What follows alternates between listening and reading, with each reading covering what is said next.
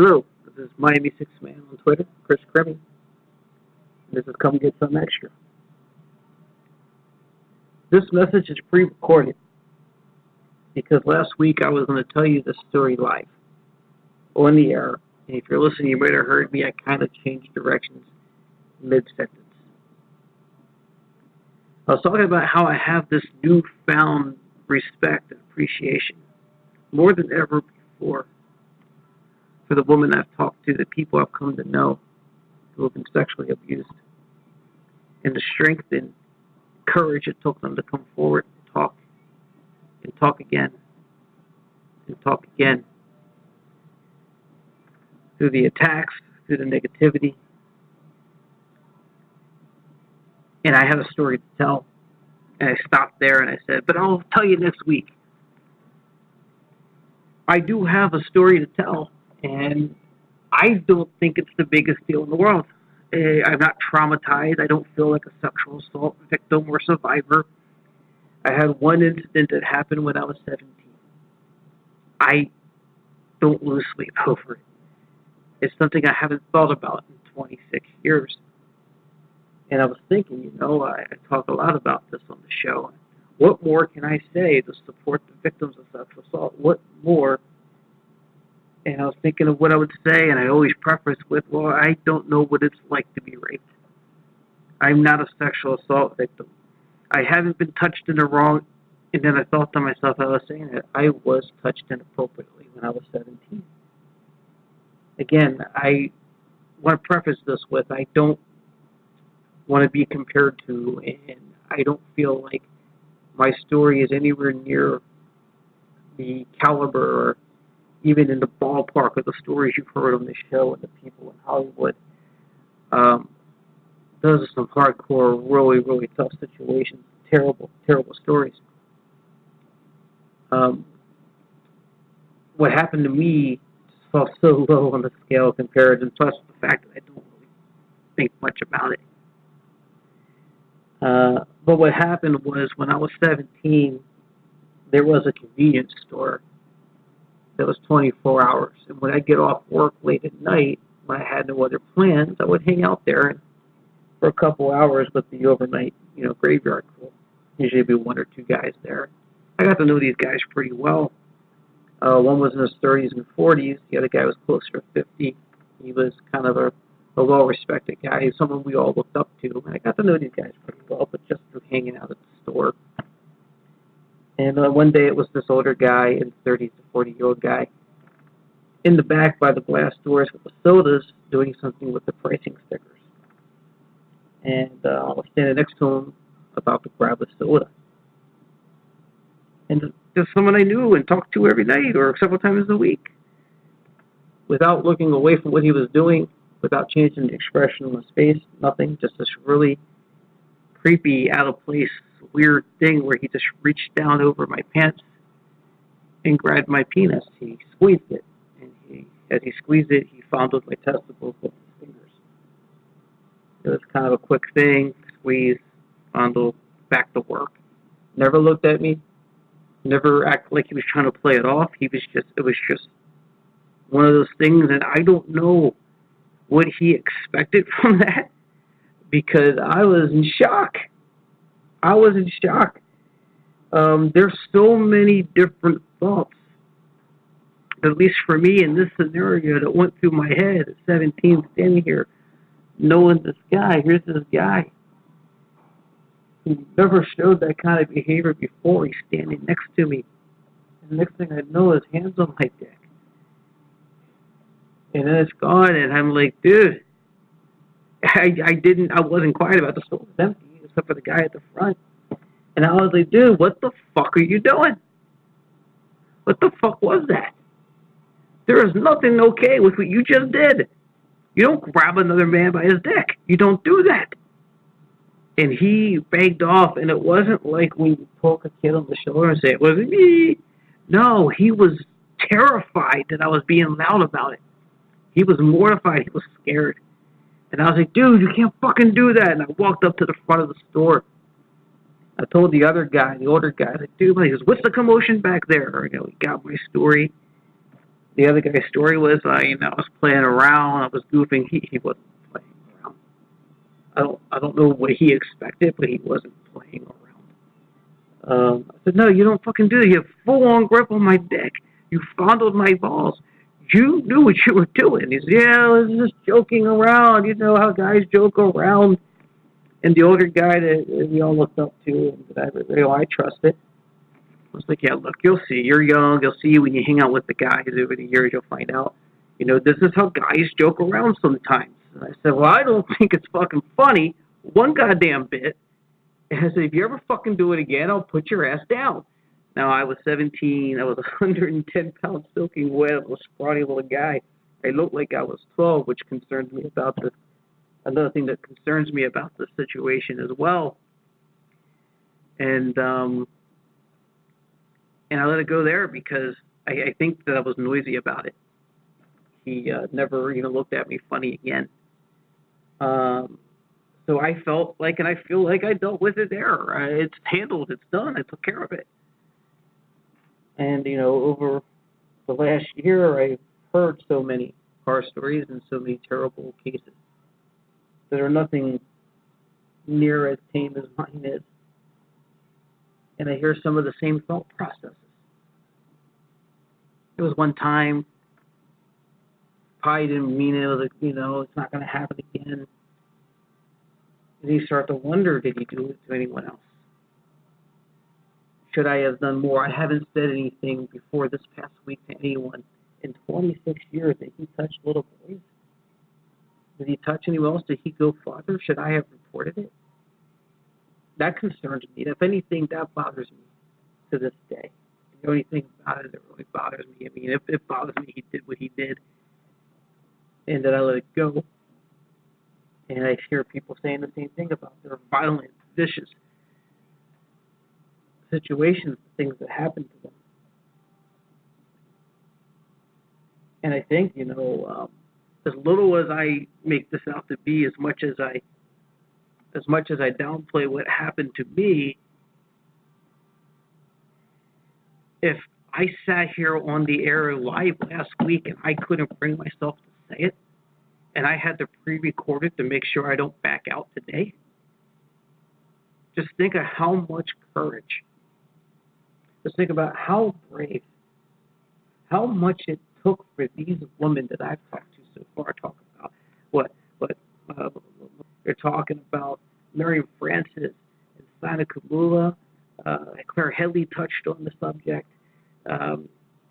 Christy Gordon, people that I've met online, victims of Danny Masterson, Baba Relez, who came out with something after the fact, long after, to support others who have been through terrible crimes and terrible experiences like sexual assault.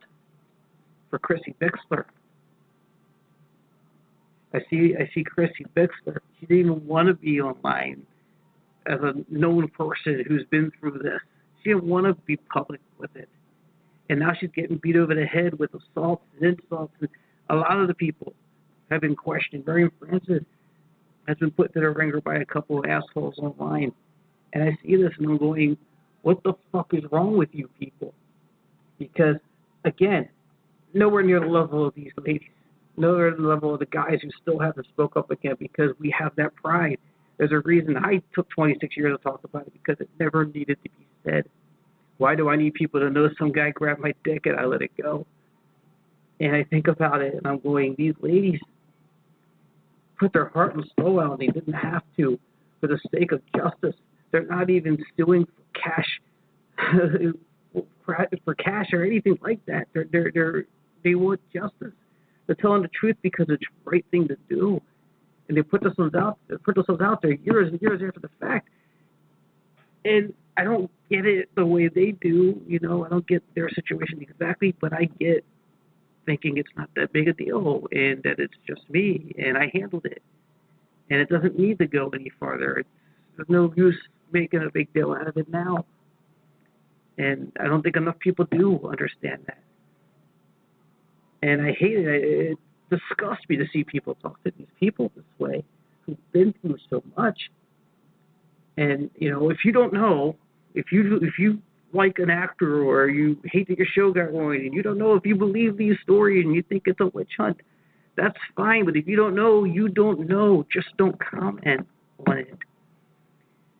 What I'm doing here, I just want to ask, beg, implore you, if you're a Scientologist, if you're Osa, if you're just a person on the internet that doesn't know how to talk to other human beings, or if you're a career troll whose life is so ruined by something else in your life that made you that way. I'm sorry, whatever made you that way, but I'm asking you, I'm imploring you, please, dig down into your soul, if you have one, and find some microcosm of basic human decency and compassion. Show these people who've had the courage to speak up and tell their stories the support they so desperately need and deserve. I mean, we live in a time, guys. All I'm saying is we live in a time where we're so divided in so many different directions that we really need, I believe we really need to learn to not only better take care of ourselves and our own, but to take better care of each other. Your regularly scheduled Come Get Some Extra begins now. Okay, on today's show, I have ex-staffer of Narcanon, Samantha Hicks, on the show. Thank you for coming on, Samantha. No problem. Hi, Chris. Hi, we've been talking for a little bit over a week now. I'm really glad to meet you. There's something about Scientology front groups that's very important. You know, I do a show, I'm trying to educate people. I do a lot of educating about the abuses, child abuses, all these things. But in disconnection. But one thing I never really touched on enough of, and I do, dabble here and there, but of like Narcanon, and I think that's a serious thing. And there's been deaths, and we'll try to talk a little bit about that. But it's not a good place to be for recovery. I'm led to believe. And I would absolutely agree with you. So Narcanon, for those who don't know, is advertised as. And maybe you can help me with the way they advertise, but basically it's like the best place to go for drug or alcohol recovery. Like if you're addicted to drugs, they can get you off of it. Right. It's in a rehab. They sell recovery. Okay, so they also say they're not Scientology. Right. Okay. Well, that's what they tell, right. That's what they'll tell their quote-unquote students or people that come in and their families. Okay, so you were never, actually, if I understand correctly, you were never actually officially a Scientologist. Like, you didn't go through Scientology courses the way, a public would or, like, a Sea Org would or anyone like that. Right. I didn't grow up in Scientology. I didn't have family in Scientology. I had never taken a Scientology course or even read Dianetics. I was 20 years old, and the only Scientology training and any courses I took happened once I set foot into Narconon to be on staff. Okay, so you just thought you were doing a good cause or just doing something meaningful? I don't even know if I thought that. I was offered a job as personnel to hire people, director of personnel at Narconon LA. It was a job. Right. Okay. It was a job. It was kind of a esoteric job. It seemed kind of unconventional, but it's not as unconventional as it turned out to be. Right. Were you coming in hoping to make a difference, though? Did you think you were doing something good, or you were just waiting to see, or? Oh, no, I thought, if I can get in on the ground floor working for a rehab, and they'll train me. That was the thing. We'll train you. You don't need to have certification. You don't need to, have any tool, any experience in working with addicts or recovery or anything. We'll train you. I thought, well, this is good. Why not? Who else is going to train me to do something I would like to do? Right. Right, a lot of times, when you're trying to find a new job and find work, like, the best thing to do is get something where you get that on the job training. How can you go wrong? So what was orientation like? There was none. It was just come in. For the first, I guess it was a couple of weeks, I was taking the communication course myself because I quickly went from being director of personnel supposedly to I was going to become the course supervisor over the classroom. So I had to quickly put me through the communication course so I could teach the TRs. But that was the first I'd ever done it before I was in the course room. So they started by they were giving you courses to get you ready to share those courses with the students? Yes, almost concurrently. It wasn't much, it wasn't at the exact same time, but I wasn't there for more than I'd say a month at the most, maybe a couple of months before I was giving the course, teaching the courses. Okay, and as we talk about students, these shouldn't even be students. These are people recovering addicts. So it's a weird terminology, but it's how it was seen.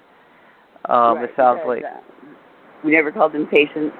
We couldn't call them public because we weren't Scientology. So students seem to be the best. So how far in do you realize that this is Scientology or, part of Scientology? Pretty quickly. I saw in the course room there's, the obligatory picture of Hubbard. Pretty good indicator. Sorry, what? It's a pretty good indicator. Right. And I was like, that's kind of strange, and it was the only picture in the entire room. And so I was like, okay, that was a pretty good indicator. So, again, nothing went off on me. Oh God, Scientology, hell no. It was like, okay, I knew they'd been around. I grew up in LA, but I never seen anything in writing about it, never heard anything about it. Okay. And what was your observations about the courses you were learning and the courses that you were sharing with the patients or students? My observations as far as how they... Right, well, everything really. I guess that's a very general, open-ended question. But so the first thing you did, I think, if I understand correctly, was sit you down to learn TRs or to do TRs. Yes, they twinned me up with someone and got me through the TRs, which it was hell. It was obscene. I can't imagine that I made people that were detoxing sit in those chairs and not move. Not that I enforced it, that I perpetrated it. You know what I mean? Right. Was there something in the back of your head going, how is this helping? Why am I doing this? Yes. Yes. And if I was bringing it up, you learn very quickly who to bring things up to and who not, because you will get KR. You'll get written up in an instant. So staff gets KRs at Narconon. Absolutely. Staff at Narconon is treated as Scientologists. We go by policy. We have all the HCOBs, all the green editions.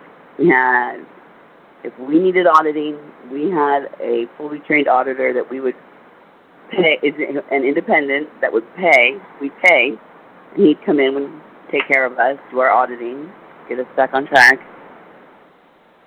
Okay, so KRs are the knowledge reports. These are the tattletale reports that are encouraged within Scientology. So that was part of Narconon. And was there ethics?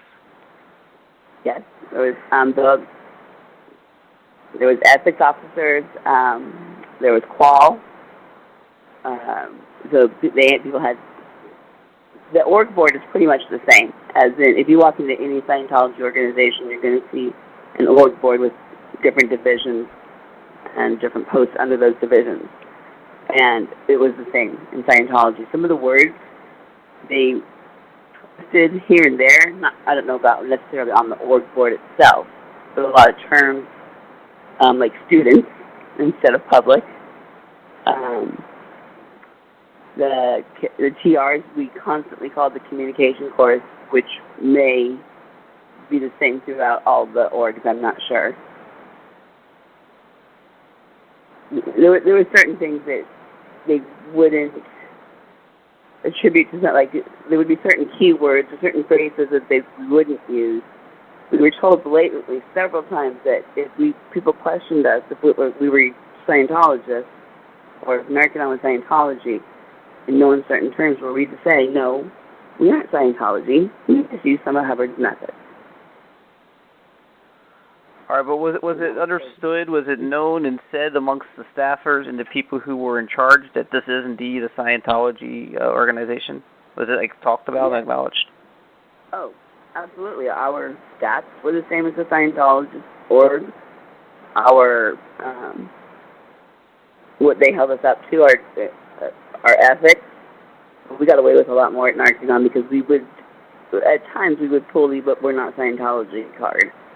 And that didn't really work too often. But, right. Yeah, Did you wonder about that? Did you wonder, if Scientology is this huge ethical religion, supposedly, and they're doing such good in the world, and Narconon's one of those great, wonderful things, why wouldn't they be proud enough about it to say, yes, this is definitely a Scientology organization? Well, because, Chris, nobody understands Scientology. Come on. They don't get it. We're here to clear the planet. You know? That's how it would be explained. They don't understand. No one can handle that this is Scientology, basically. Well, I think for sure that they didn't want it known. It was a definite, we keep these two separate. But it wasn't done very covertly, because all you had to do was walk in the back offices. And our executive director was OT8. Our CS was OT7. I mean, it was Scientology. It was just a Narcanon out front. It's just the name. I mean, so you could easily, I could easily ask you, what would happen if you didn't do these courses or your TRs, but it's different because you have to know them to be able to do them with the people who are there for treatment. Right. And that's the thing. They are so strict. Scientology is so strict about delivering the tech precisely. If it goes wrong, it's not the tech. It's the way that you delivered it. Or it's the delivery of the tech. And that's part of keeping Scientology working. I've read that you were giving keeping Scientology working as something you had to know? Oh, yes. Yes. They would just... no case on post, you're out KSW, you're out ethics, you're out in, wow. You're out, And what did you learn about treating people with addiction? I learned how not to do it. Wow. That's a retrospective look of it, right? Looking back. The word addiction, the word recovery, support group, sponsor, 12-step, higher power might be used a little bit. But those words, those typical, everyday, run-of-the-mill words you would hear at any recovery anywhere around the world, are non-existent. Not in any course book, unless they've been rewritten, not in any training that we give them or objectives that we have them do. It's all Scientology. You could take the same courses, hopefully delivered better than I delivered them at the time, right, at Celebrity Center or at wherever, and just pay under a different package for them. Instead of paying the Narconon rest, you're going to pay, the org. So you described to me off air that it wasn't a lot of people like you brought in for a job. A lot of the people who were administering this course, the Scientology coursework, and these techniques to try to supposedly help people recover, they were like actual graduates of the Narconon program. Yes. Almost every student, no, I can't say every, but a lot of students, once they graduated, would be approached that they could join staff. Wouldn't you want to share with us as people what you've learned, and, we can get you some more training, and you can just go on from here. So they were actually more trained than I was. So they had completed the entire program, whereas I never did the objectives or the co-audits. I did the PURIFs several times and TRs. So for most of my time, yeah. It's unreal. I mean, this is stuff a lot of us kind of understood already, but like to get the details like that and just see, oh, this is exactly what it is. As somebody whose job it was to help people, and you were administering, right? You were like a supervisory type role. Yes, I made sure that I was supposed to be there to make sure that the classes were being done right.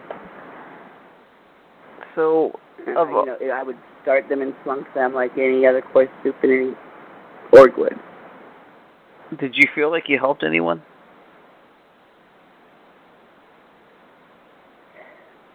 I feel like the time helps people. That's about it. Detox, the time away from the drugs. The time away. Mm-hmm.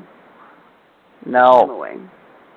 Now, I imagine, I could be wrong, but you've seen detox done properly, and you've done detox done Narconon's way? I've not officially done detox properly anywhere, but I have seen, mostly it's been the Narconon way, yeah. Did he do it, is it, I don't know what's right or wrong with the, I'm not educated in detoxation, but I'm not sure how they do it there. They come in, if they were already intoxicated or really high, they might get a medical checkout with a doctor. We would take them over to Dr. Dank. We'd go to Fountain Medical Center, Shaw Medical Center on Fountain, same one the Scientologists use downtown. Was Hubbard's doctor. Oh, his own doctor? Dr. Dank. Oh, okay. All right, Dr. Dank. I've heard that name somewhere. Yeah. So we would take them there, to just get, the clear go-ahead that they weren't going to die on us, we hoped. But nobody ever was that bad off, thank God, when I was around. Gotcha. I've seen people go into convulsions. I've seen people with delusions, that are with the DTs and alcohol. And all we could do, and all we did do, was body comms and a touch assist, locate, just trying to make them, what was the word? Trying to make them be more present and not caught up in their reactions that are going on, if that makes sense. Yeah. Yeah, I mean...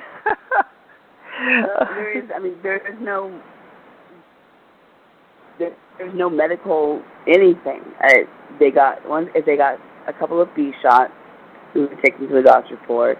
They got niacin. They got as many vitamins as one could possibly imagine. They got CalMag, which isn't going to help anybody detox. It's a drink that we drank, calcium and magnesium. It's just, it always blows my mind, these things. I want to point out, first of all, I'm going to backtrack a little bit. You said that you guys got audited if you need it. You said that e-meters were not seen in Narconon except for unless when an auditor would bring it in a closed case. No, so the students would come out and you'd ask them about it, and they'd say, no, I never saw that there. There was never any e-meters. I would be surprised if any student ever saw one. Unless, it's possible there was one in the back office and someone expressed some, curiosity and seen it or wanted to be staff. And it's possible somebody saw one somewhere, but it wasn't used as practice for the students. That would be the one thing that I would say would be a major difference between Narconon and an org, is the e-meter wasn't used. So if they want to say the e-meter is the basis of Scientology, then okay, then we weren't. But I don't believe that to be true. Scientology is the tech. I mean, and so applying the tech is Scientology. how long is the typical recovery? I guess it differs on the patient or student. How long is the process to get them through the Narconon program? Well, we would tell you it takes as long as it takes. Generally, if we were pushed, 90 days. And if you had somebody who was finished a program and you were sending them off, they're ready to go. I'm just curious. And again, it's always easier 20/20 hindsight and all that, but what's going through your mind as you're watching them walk out the door? I'd be seeing them again because a lot of them came back. That's the only thing that Narconon will do in case of you don't get your money back, as far as I know. They'll offer you a redo. Of course, I think you get charged for it because the CS has to come in and go through your files and find out where the tech went wrong, because it had to go wrong somewhere, because otherwise this person wouldn't be back. Something was misapplied. But the top brass isn't going to say. They're going to say it was the way it was applied to by the instructor, by the associate. Right, somewhere along the line, someone did something wrong. So they'll bring them. If the student wants to come back, usually if they come back in, it was because that person was already a referral or a family member of a current Scientologist. Very few that I can recall, people that weren't Scientologists or weren't related to it in any way, that relapsed would come back. There would be I remember a couple, but people came back a lot. Wow. Yeah, because nothing's really being done but the detoxation period. Just the detox and the seclusion, away from outside forces. You really can only make so many bad decisions in rehab. Right. You only have access to so much. Right. Well, we found out later they had access to a lot more than that. Really? At the time. Wow. Okay. These other stories that I hear, there would be staff getting in trouble with students as far as sleeping with them or just doing things that they shouldn't be doing with them. Right. But I never saw any drug use between staff and students. I've heard of it. I've never seen it. I think I've heard someone talk about it before too, briefly. Yeah. It wouldn't be hard to get anything in because there's in LA there was no real lock on the door. It was a gate, and outside the gate was Olympic Boulevard, LA, Crenshaw, Pico. Now I want to summarize something that I feel like we kind of blew past. I think is really important to point out.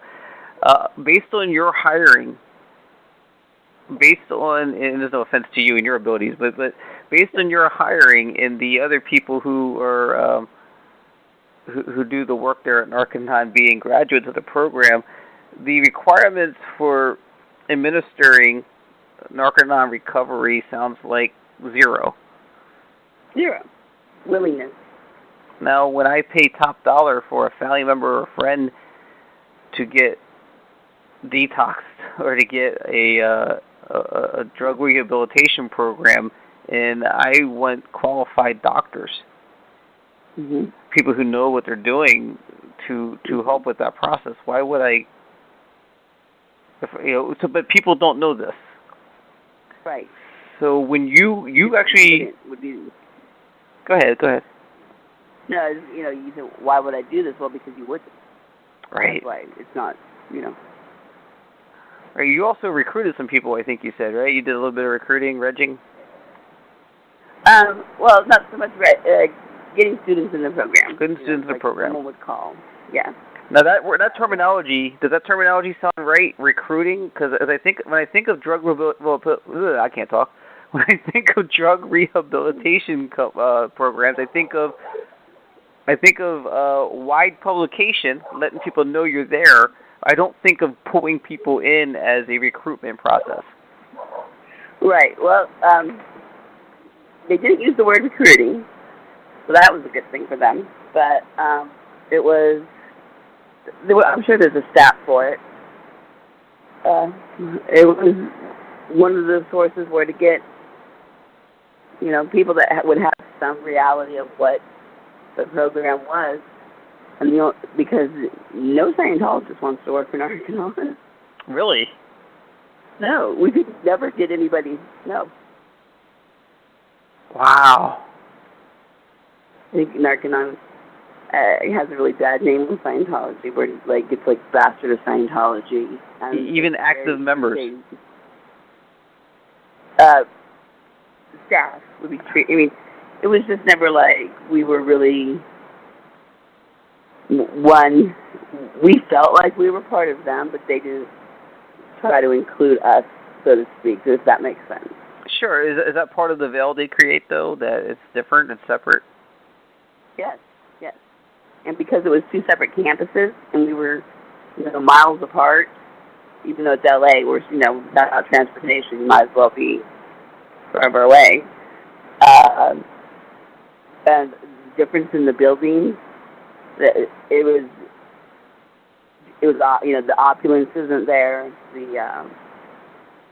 The uniforms, Sea Org wears their uniforms, and we didn't have a uniform. We didn't have, we looked pretty scraggly. So I want to know, if I had a family member that was an addict, and I happen to be driving by and I see Narconon drug rehab, and I go, let's try that out. And I walk in to get a consultation with Samantha Hicks. How does Samantha Hicks present Narconon to me to make me want to put my family member in Narconon?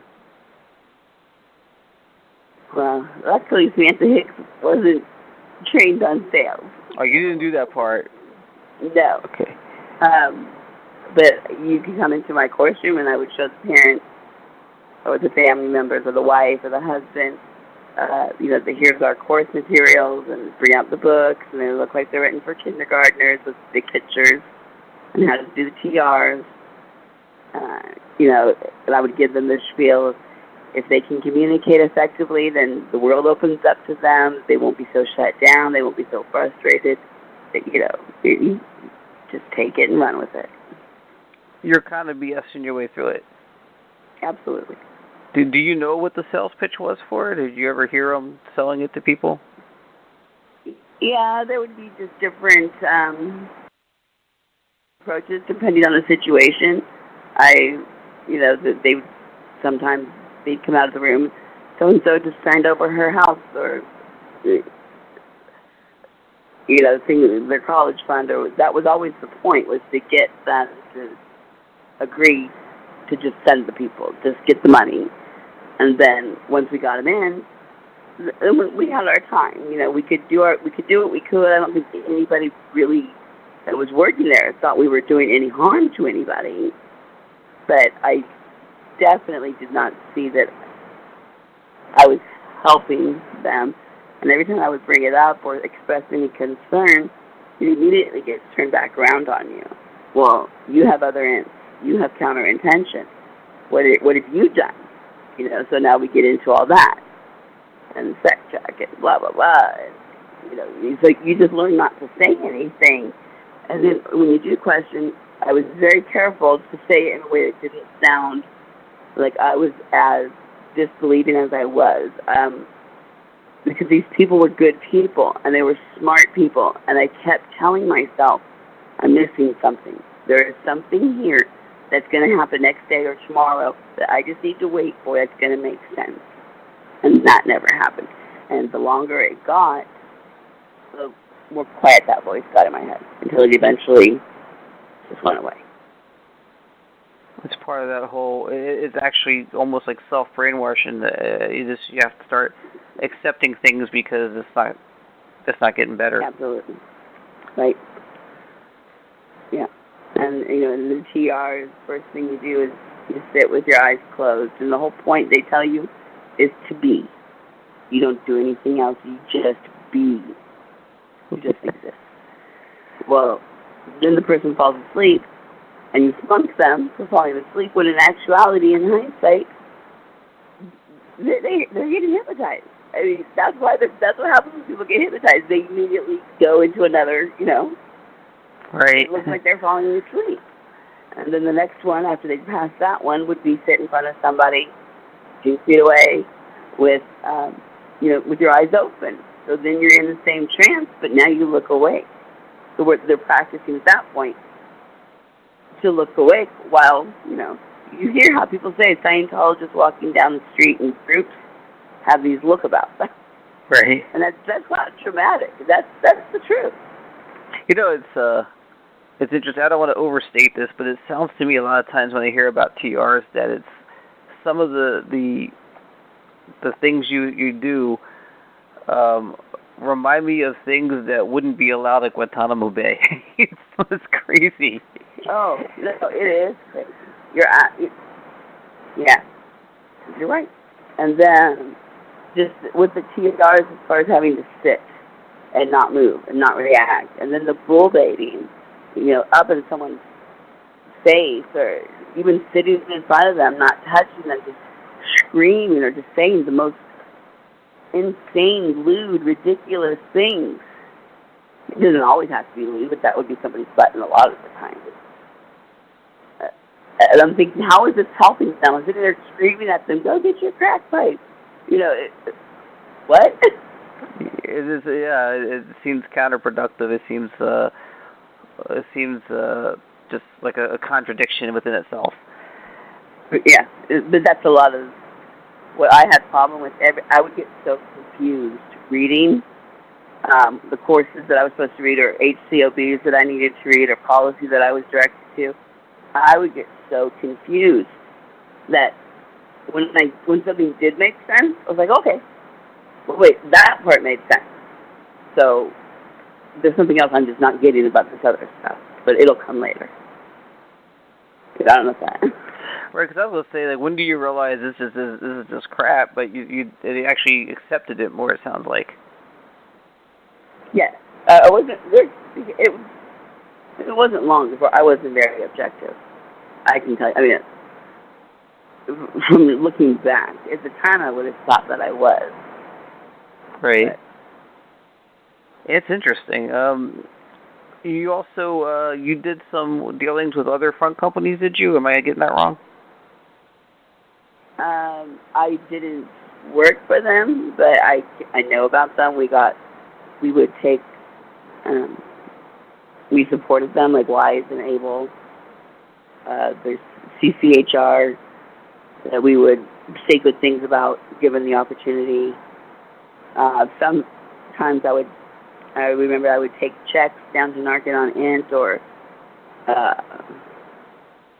Wise or Able. I mean, I don't even know if it was the actual Wise building or the Able offices. It might have just been Int that I was taking them to. I really don't remember. But there was checks written out, on, paper checks from Narcanon's account to Wise, to Able, to Bridge, to Narcanon Int.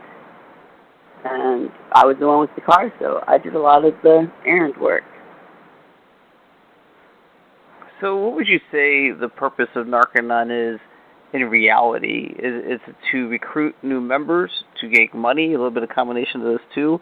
I feel like it has nothing to do with drug addiction recovery. That would be the least of the things it has to do with. Wow. I say it has to do with PR. Yeah.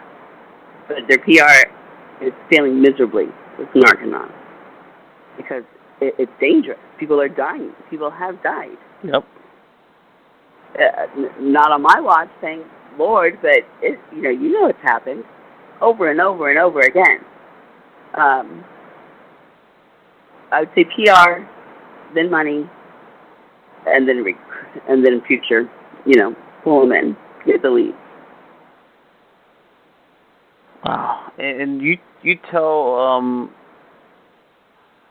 of how you got in trouble with Scientology during the LA riots, and I think this becomes one of the most important parts of your personal story. During the riots, we were given, my 2D, my boyfriend and I, which is another thing that happened at Narcanon that would never have happened at a church or an org. We weren't married, and we were allowed to live together. They gave us our own apartment over at the Ardmore, which was a Scientology-owned building off of Melrose that a lot of staff lived at. But anyway, during the riots, I went down and used the phone in the office because we didn't have a phone, and I called Narconon, and I said, I'm not coming in. I can't leave the house. You know, L.A. is on fire. I won't be there. Right. No, thank you. You know, I didn't even know why I was calling, to be honest with you. I thought, well, this is stupid. They know I'm not coming. And, you know, it was, and you need to get in here now. No case on post. Click. Okay, so actually the guy that owned the building came and delivered me that message. He said, your director called back and said, you need to come down now. No case on post. And I just remember looking at him going, I'm going to get killed. I'm a 4'10" white girl. I cannot walk out onto these streets right now. And I went. And I got there, and I was put in ethics for, I guess, doubt or treason. I don't even remember which lower condition it was. And then quickly it came out that my boyfriend and I had talked about leaving for a few weeks prior to this. And it came out that we had discussed it. We were, thinking about it. And so they told me that I was going to go to Oklahoma to Chilocco, which is where Narconon New Life Center was. And that was the big Narconon. That was supposed to be like the flagship Narconon. I was going there for an ethics handling and to pack a bag. Okay. I packed a bag. I went to there. We went to LA, got on the plane, got there. I was still there 3 months later. Wow. It may have been 2 months, but I was still there. And when I got there, very shortly I found out that I was pregnant. They would not let me speak to my 2D. They wouldn't let me tell him that I was pregnant. They told me that they would tell him. And then they told me a day later that they did tell him and that he blew. I never saw him again. I never spoke to him after I left LA for that flight to Oklahoma that I thought I was coming back from. I never saw him again for 25 years. They told me that he had blown, and I knew that right then. I was like, I've got to get out of here, and I didn't know how to get out. There was no way out. Oklahoma, Narconon's in the middle of absolute nowhere. Nothing. And I managed to sneak a phone call to a girl that had graduated from the program and had moved back home. She lived in Ohio, and she was the only person I could think of that hated Scientology and that knew anything remotely about it. I snuck a phone call to her, and she said, call me back and I'll get something together. Eventually I was able to call her back, and she had arranged for some people from a local church to come and get me. They told me that where to be and that they would come pick me up, and I thought, this is not going to work, but I'll try. Right. And sure enough, that morning that I walked down to the dining hall just like I was told them I would, and a car comes up, and I don't even think. I get in the car, and it's two really large Native American men and a smaller Caucasian guy. And he said, I'm the pastor, and these are my friends. And I was like, okay. We drove down to the dorm room, to the dorm building where my bag was and my room. And I was like, I don't want to go in. And he's like, no, come on. And I was like, no, it's going to be full of people in that main hall. They're not going to just let me walk out. He's like, don't worry, it'll be fine. So we went in, and it was empty. I can't explain it, because Sunday morning, that was our only little bit of free time. And people were there from all over, Scientologists all over the world were there studying to take it back to their org. So there were Scientologists all over the place. But there wasn't any that day. We went and got my bag, got out, and we left. We went all the way back through the campus and all the way back down through the gates, and not one person stopped us, which is very bizarre. Yeah. So I got on a plane, and I came to Ohio, and had my son and raised him by myself and never saw or spoke to his father until about 5 years ago.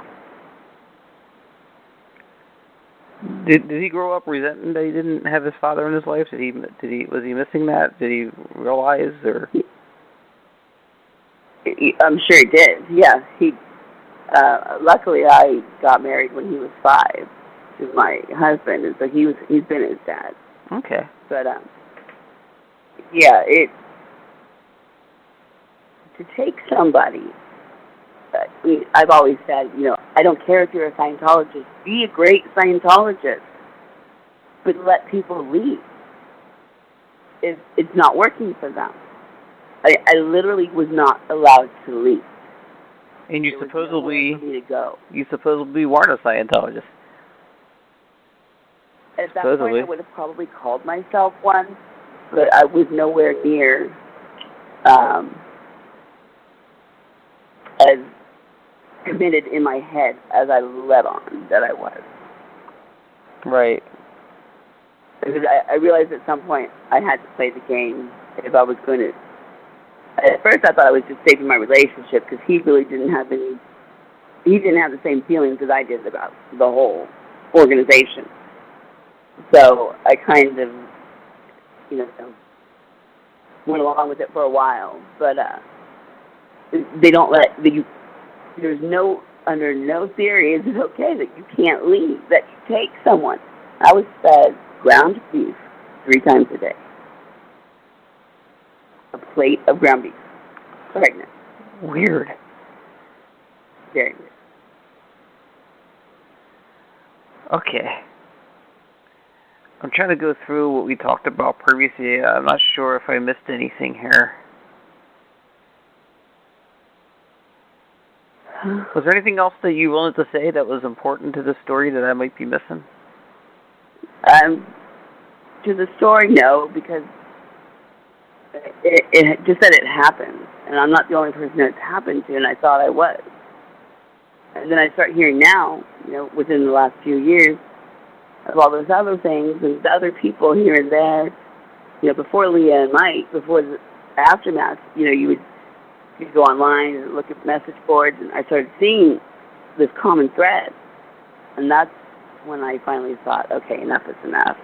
Because I had spent the last 20 years not telling anybody, not really hiding it, but when you did say something, you inevitably got you've got to be kidding me, look. There's no way you're not making this up. But that's what I've always said, and it's one of the driving forces behind me wanting to do this podcast. Is I knew for 10 years what was going on, sort of, but I didn't know how much I thought things were being exaggerated. Right. But as you find out and you dig deeper and go farther down the rabbit hole, it's always worse than you think. It's actually worse. They're not sensationalizing on TV and on documentaries. It's actually worse. You can't see it all on TV. Mm-hmm. And even from what I know, because I wasn't deep in, I wasn't high up. I wasn't around for years and years. I wasn't privy to history of stories and all this. But even what I just did as a lay person, completely unacceptable. I had no training. I had no business doing what I was doing, period. I had no business telling people yes, or letting them trust me, or giving them the impression that they could trust me. None of us did. And I'm not saying the staff had evil intentions, but we weren't qualified. If you want to be a Scientologist, I can pretty much show you the basics. If you want to be sober, we're going to have to go out of the building, and I can show you that too, but it's going to be somewhere else with a method. It's going to include a 12-step. Absolutely.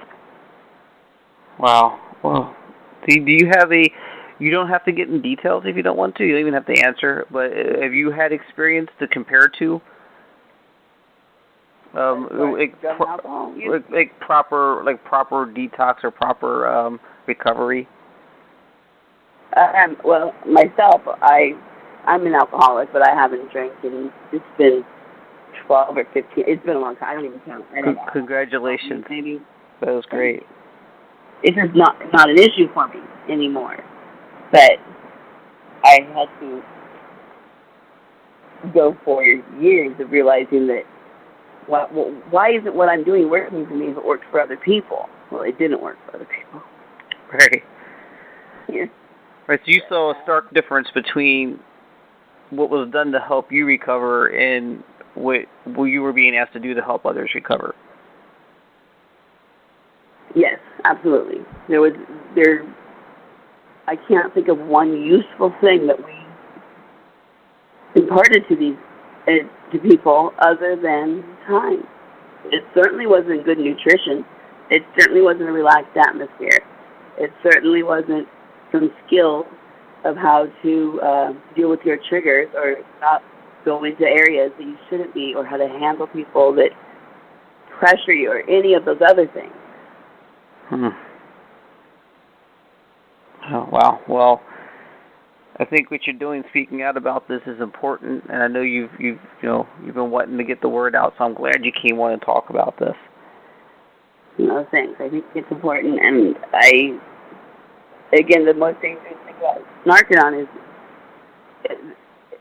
no one admits that it's Scientology, and that's all it is. If you want to be a Scientologist and go to Narcanon, go ahead. I hope you do recover. Maybe it will help somebody in that mind frame, but it can't continue the way it's going. It can't. It's fraud. It's criminal as far as I'm concerned. I'd probably agree with you on that, most definitely. Now, what I do at the end of every interview, try to make it a little more fun, although sometimes it gets serious, I do 10 questions. Would you like to do 10 questions with me here, Samantha? Sure, let's go. Let's go. So here it is, 10 questions with Samantha Hicks. Question number 1, coffee, juice, or other? Coffee. Okay. Number 2, true or false? Lobster is overrated. False. False. You love your lobster. Yes. Lobster's pretty tasty. Number 3, this is one of those complete the sentence ones. Here you go. Clowns are terrifying. Clowns are terrifying. I could go with that. Number 4, lunch or brunch? Brunch. Number 5, how much does it cost to be kind? Nothing. 5 minutes.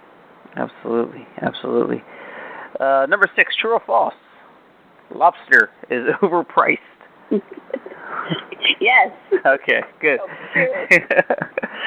Number 7. Number 7, if you had to choose money or happiness, this is an easy one probably. Happiness. Happiness. Number 6, I know the answer to this already based on earlier questions, but clowns or lobsters? Lobsters, of course. Hey, I think lobsters can be terrifying. The way they stare back at you. Anyway.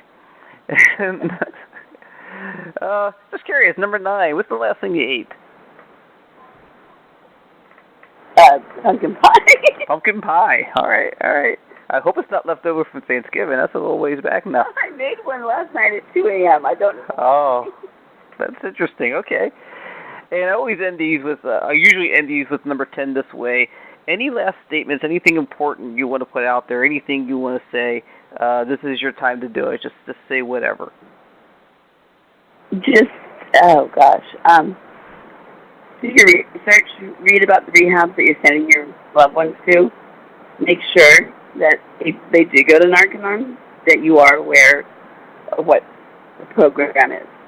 And just do your homework.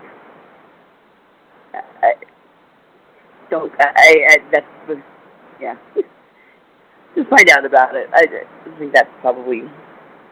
I can't imagine there's any better advice to give anybody on anything other than to question everything and do your research. Absolutely. Absolutely. I didn't do enough of it myself, so, yeah. Well, it's been a joy talking to you. Thank you so much, Samantha. I'll stay on the line, but thank you so much, and you take care. Thanks, Chris. You too. Bye. Okay, everybody in the house is sleeping. It's a late show, so I'm going to go ahead and sign off. That about sums it up. See you next week with Marie Boheimer. You have been listening to Come Get Some Extra on Blog Talk Radio, iTunes, YouTube, and many other streaming services where available. As always, stay connected, and that about sums it up.